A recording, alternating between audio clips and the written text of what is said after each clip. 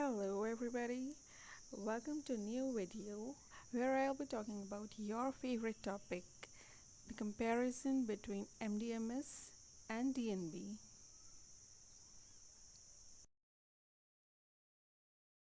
There is a matter of intense confusion among PG aspirants as which is better, whether MDMS or DNB, like which provides you more jobs, which provides you a better future, which is good in aspect of learning new things, and whether to go for a DNB in clinical or MD in non-clinical.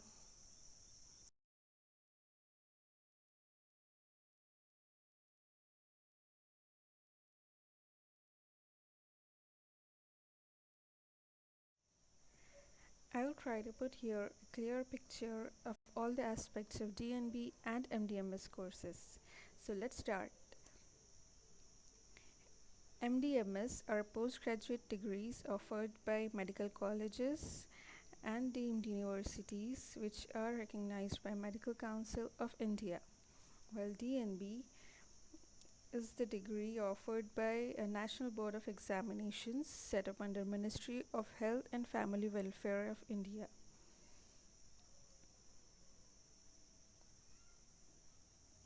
MDMS is under state control, and here you have to give state level or college level exam for a degree, while for DNB, NBE is conducting a national level exam for your degree irrespective of the place of your study.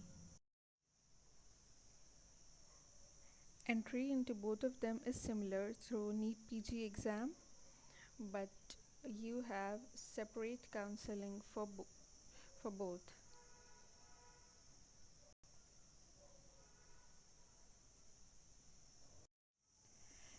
You have government and private medical colleges for MDMS, and also for DNB you have government and private institutes.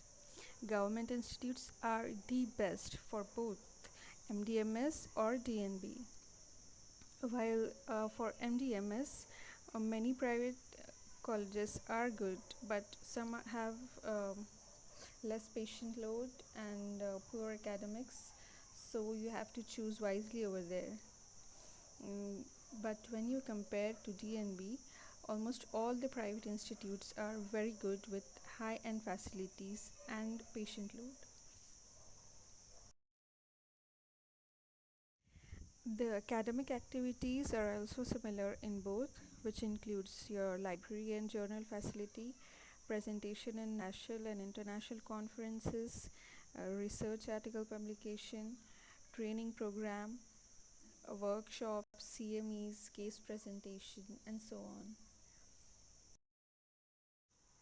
Also, there is no difference between the clinical activity of both with respect to emergency case handling, surgical exposure, your night duties, ward facilities, case exposure, except that in a good private DNP institute, obviously you will have newest technologies, newest diagnostic tools, and you will be more updated over there.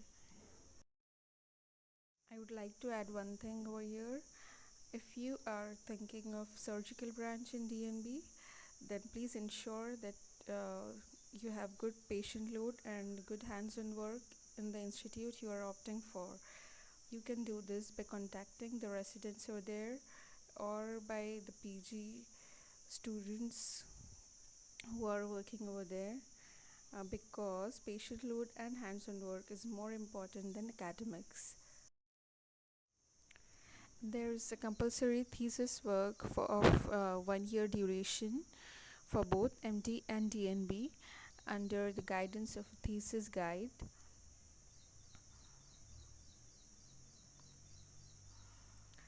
As this is also included in the DNB curriculum now, there is no reason for additional teaching experience for DNB, which was required earlier. If we talk about the passing rates and clearing the final exam, obviously MD has good passing rate, but if you are sincere and consistent with your work, passing DNB is also easier. I have provided a link in the description box where you will find passing rates of different branches of DNB. So please go through it once. According to the National Medical Council Act 2019, MD and DNB are equivalent if DNB is done in a medical institute with attached hospital or in a hospital with bed strength of 500 or more. In this case, both are totally equivalent, while in the other case, you require additional 1 year residency in medical college for the purpose of teaching in medical college. But if you are doing a private practice, and unless and until you have to join a medical college for teaching, this DNB is at par with MD. Let's see what experts have to say regarding MD-DNB equivalence. Although many senior academicians consider DNB equivalent to MD-MS, few consider it far superior than MD because of its high standard, tough exit exam, and its recognition abroad. Yeah, I forgot to tell that DNB is more recognized than MD-MS abroad because foreign universities ask for board certified degrees. So that's why DNB is more recognized over there. Here I have listed some pros and cons of DNB. Now I'll answer the two most asked questions of DNB. Before that, let me remind you to subscribe my channel, and if you like my videos, give thumbs up and share them. So the first question is whether to take DNB from a good institute or MD-MS from average or below average. My suggestion would be go for DNB. Just don't look for MD or MS degree and opt for below average institute. Just prefer DNB if you are getting a better institute than MD-MS.